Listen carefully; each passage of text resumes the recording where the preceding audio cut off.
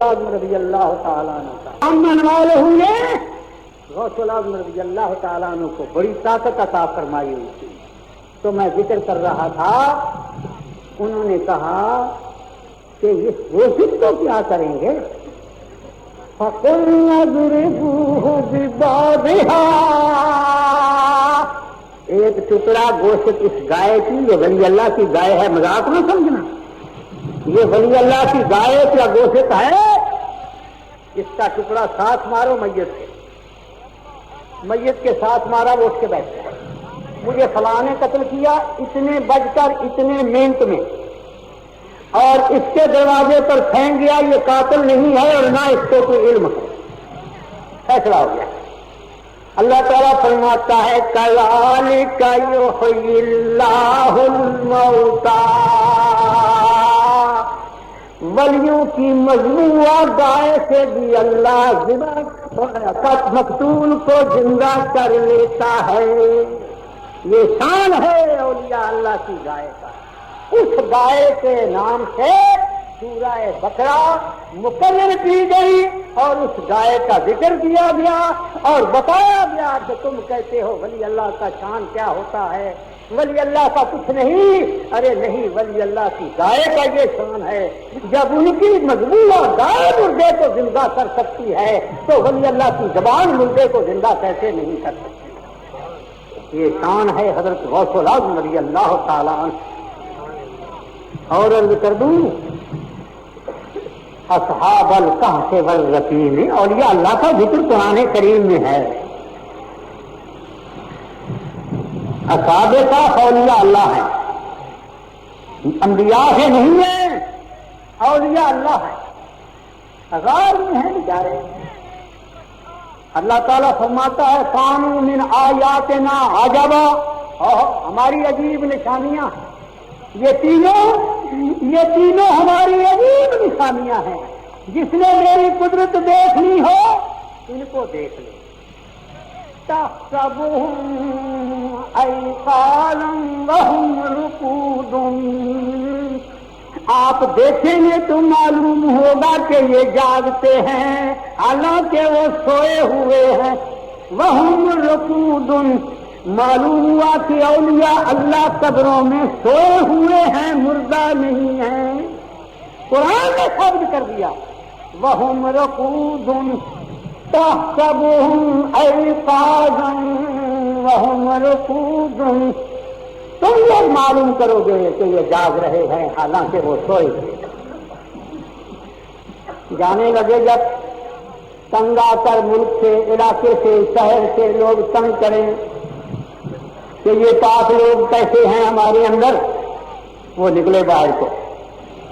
ایک کتا تھا وہ بھی ان کے ساتھ ہو لیا. ایک ولی اللہ نے اس کو ڈنڈا مارا، ارے پیچھے ہٹ جا. کتے نے خدا کے دربار میں انکساری کی کہ یا اللہ میں تیرے ولیوں کی غلامی چاہتا ہوں، مجھے زبان دے دے، کچھ عرض کر دوں. اللہ تعالیٰ نے کتے کو قوت گویائی دے دی کہ کہہ لو جو کچھ کہنا ہے. کتے نے عرض کیا حضور میں تو آپ کی غلامی کے لیے ساتھ جا رہا ہوں. ارے تو بھونکے گا بیبی، بھونکے گا. تو بھونکنا چھوڑ دیا ہے اسی لیے ولیوں کی غلامی چاہتا ہوں. ارے اولیاء اللہ کا کتا ولیوں کو بھونکنا چھوڑ کر ان کی غلامی اس کو نصیب ہوئی، اور انسان ولیوں کو بھونک کر جہنم میں چلا جائے تو اس جیسا بدقسمت اور کون.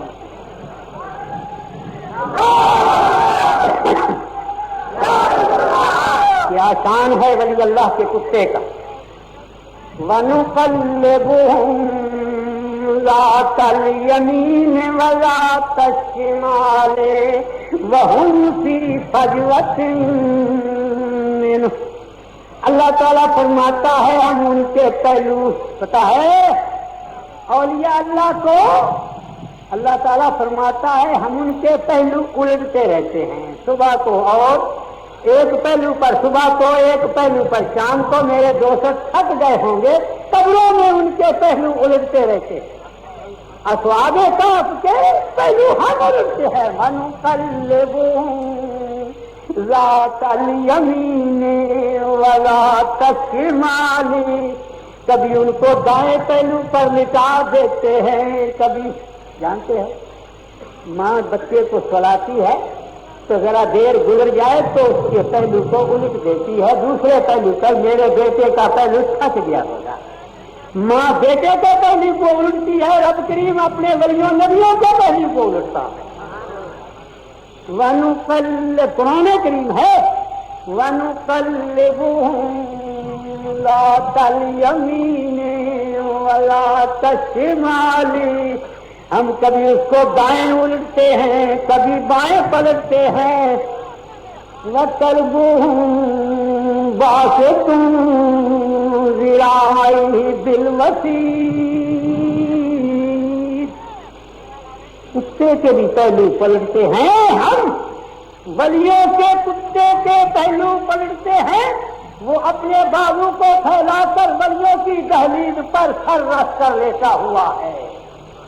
ارے کتے نے بھونکنا چھوڑ دیا تو ولیوں کی دہلیز ان کو قیامت تک نصیب ہوئی، اور اللہ تعالیٰ اس کو انسان کا لباس پہنا کر جنت میں لے جائے گا، کیونکہ ولیوں کا کتا ہے۔ اور اگر انسان ولیوں کی مخالفت میں چلے، کسی درندے کی شکل بنا کر دوزخ میں ڈال دے، افسوس ہے تیرے انسان ہونے کا۔ اس لیے ہمیں چاہیے کہ ہم جیسا کہ کتے نے بھونکنا چھوڑا تو ولیوں کی دہلیز نصیب ہوئی، اور تمہیں جو دہلیز پر نہیں آنے دیتا، اولیاء اللہ کی دہلیز پر آنے نہیں دیتا، ثابت ہوا کہ اولیاء اللہ کی گستاخی کا نتیجہ ہے، ان کو بھونکنا چھوڑ دے۔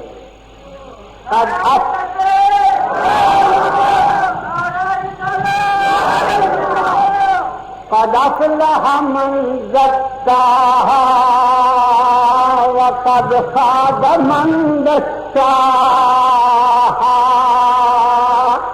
اللہ تعالیٰ فرماتا ہے جس نے نفس کو پاک کر لیا وہ بچ گیا، وہ نجات پا گیا۔ قد افلح من زکاہا، جس نے نفس، یہ نفس بڑا پلید ہے، جس نے پاک کر لیا بچ گیا۔ قد افلح من زکاہا، جس نے اس کو پاک کر لیا، اس نفس کو، جس نے اس نفس کو پاک کر لیا۔ غوث اعظم رضی اللہ تعالیٰ نے فرماتے ہیں میرے نفس نے کبھی کھانا مانگا ہی نہیں، 40 برس تک اگر ضرورت ہوئی پتا لیا اور منہ میں ڈال لیا، گزر ہو گیا، بس 40 برس تک ایک پاؤں پر کھڑے ہو کر حضور نے عبادت کی ہے۔ غوث بنے پھرتے ہیں، ولی اللہ بنے پھرتے ہیں۔ ارے یہ ولیوں کی علامت ہے، حرام آئے تو کھا جائیں، جو کچھ آئے کھا جائیں، دنیا میں جو کچھ ہو برائی سے برائی کریں، اور پھر کہیں گی ہم بھی ولی اللہ، یہ ہمارے اندر سلام ولی اللہ ہے۔ تو ولی اللہ نہیں ہو سکتا، تیرا کوئی بڑا نہیں ہو سکتا، ولی اللہ وہ ہے جس کو وہ دوست کہے۔ اللہ ولی الذین آمنوا یخرجہم من الظلمات الی النور والذین اولیاءہم الطاغوت یخرجونہم من النور الی الظلمات، اللہ تعالیٰ اپنے ولیوں کو اندھیرے سے نور کی طرف لاتا ہے، ولیوں پر اندھیرا رہنے دیتا ہی۔ حضرت غوث اعظم رضی اللہ تعالی عنہ کی والدہ ماجدہ رضی اللہ تعالی عنہ کے شان تھا، کبھی چراغ نہیں جلتا تھا۔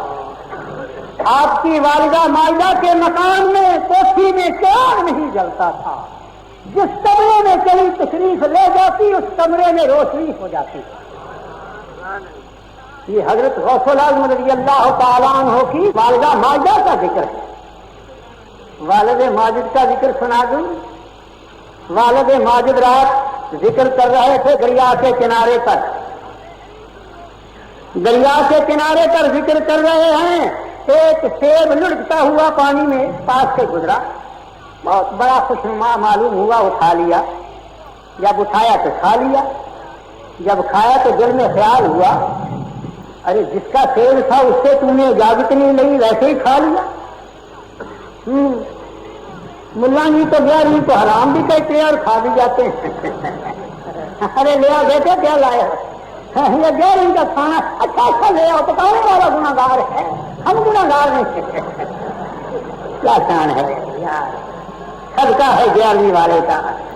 ہمارے یہاں ایک نظام دین ہوتا تھا، جب ہمارے یہاں 11ویں کی ڈیٹ چڑھتی سب سے پہلے وہ آتا، اس کی گود میں ڈال دیتے پلاؤ یا گردہ جو پتا ہو، ارے یہ 11ویں کا کھانا کھاتا، ارے نہیں حرام پکانے والے کا گناہ ہے، ہم گناہگار نہیں۔ کھاتا بھی جاتا اور کہتا ہم گناہگار نہیں ہیں، پکانے والا گناہگار۔ ارے پکانے والے نے تو پکا دیا، خیرات پکا دی، 11ویں والے بھی کھا تو رہا ہے ملا، حرام کہتا بھی ہے کھا بھی جاتا ہے۔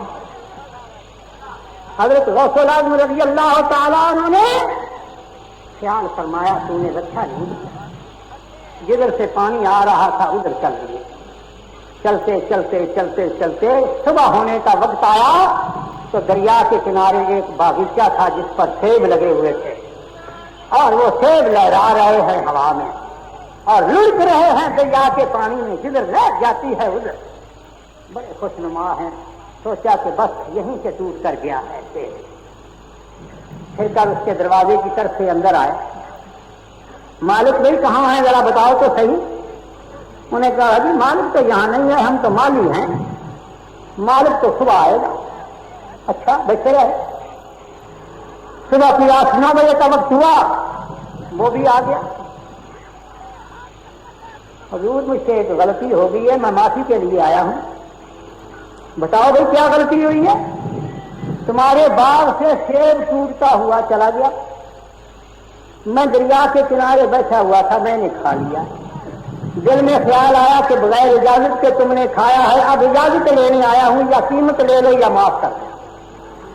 وہ بھی بھاگ گیا، وہ بھی ولی اللہ تھا، اس نے کہا میں نہیں معاف کروں گا۔ حضور کوئی صورت ہے معاف کرنے کی؟ ہاں ہے۔ کیا؟ میری ایک بیٹی ہے، کانوں سے بہری ہے، آنکھوں سے اندھی ہے، ہاتھوں سے لنگی ہے، پاؤں سے لنگڑی ہے، اگر تمہیں منظور ہے تو معاف کرتا ہوں ورنہ نہیں۔ آپ کے والد ماجد نے سوچا کہ قیامت کی گرفت سے یہ اچھا، یہاں کی گرفت اچھی ہے، قبول کر لو۔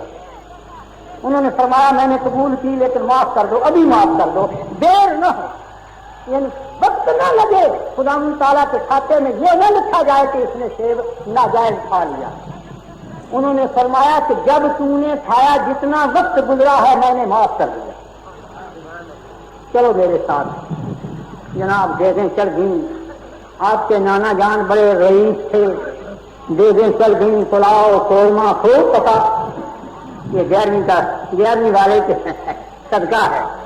ہاں ہاں ہاں، آپ یہاں تشریف لائے ہیں، 11ویں والے کے صدقے تشریف لائے ہیں، بیٹھے ہیں 11ویں والے کا ذکر سن رہے ہیں، جتنا وقت گزارا ہے غوث پاک رضی اللہ تعالیٰ عنہ کے ذکر سے اپنے دلوں کو آپ منور کر رہے ہیں۔ یہ ہے شان حضرت غوث الاعظم رضی اللہ تعالیٰ عنہ کا، جس کا دل باغ باغ ہو رہا ہے، اندر بھرپور ہو رہا ہے ایمان سے، اللہ تعالیٰ اس کے رزق میں بھی، اس کے علم میں بھی، اس کے مال میں بھی برکت کر رہا ہے۔ تو یہ میرے دوست کا ذکر سن کر خوش ہو رہا ہے، میں اس کو خوش کروں گا، یہ شان ہے۔ دوستوں کے دوست دوست ہوتے ہیں، دوستوں کے دشمن دشمن ہوتے ہیں، اب تم سمجھ لو کہ تم کون ہو۔ نکاح ہو گیا، جب رات ہوئی انہوں نے فرمایا بیٹا وہ تمہاری بیوی کا کمرہ ہے وہاں چلے جاؤ۔ بہت اچھا ہے۔ آپ کے والد ماجد نے جو کیوار کھولا، آپ کے نانا جان تشریف لے گئے، لوگ اپنی اپنی جگہ پر سو گئے، جو کیوار کھولا اندر روشنی ہو رہی ہے۔ ہاں یہ روشنی کیا، یہ روشنی کوئی چیز نہیں ہے ان کے مقابلے میں، اندر روشنی ہو رہی ہے، بالکل صاف شفاف روشنی۔ حضور کی والدہ ماجدہ کا نور اتنا چمکدار تھا، اندر ایسے ہو جاتا تھا کہ بجلی اس کے مقابلے میں کیا، روشنی روشنی جلوہ ہے. روئے اور پیچھے ہٹ گیا، کیوار بند کر دیا. جب پچھلی رات ہوئی تو آپ کے نانا جان تشریف لائے کہ چل کے پتہ کریں اس کا کیا حال ہے، کچھ پانی کی ضرورت ہوگی، کسی چیز کی ضرورت ہوگی تو کہوں. جب دیکھا باہر نفل پڑھ کے سجدے میں پڑے ہوئے ہیں اور رو رہے ہیں. بیٹا کیا بات ہے رو رہے ہو، تمہیں تو خوشی منانی چاہیے. حضور مجھ سے ایسا جرم ہو گیا ہے کہ پہلے جرم سے بھی بڑا جرم ہے. تو کیا جرم ہوا؟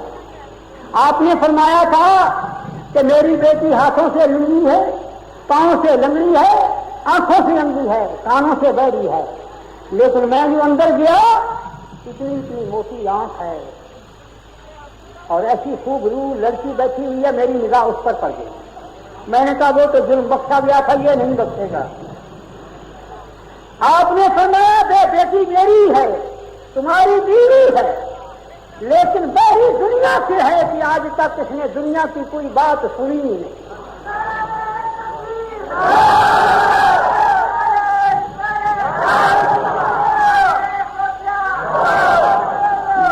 اندھی اس لیے ہے کہ سوائے قرآن کے آج تک اس نے کوئی کتاب پڑھی نہیں.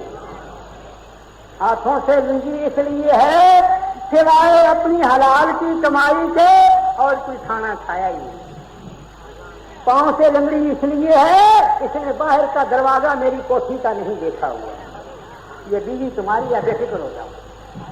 ارے جس کی والدہ ماجدہ نور کی پتلا ہو، جس کا والد ماجد ایسا متقی ہو، بھلا اس سے غوث اعظم پیدا نہ ہو تو اور کیا ہے.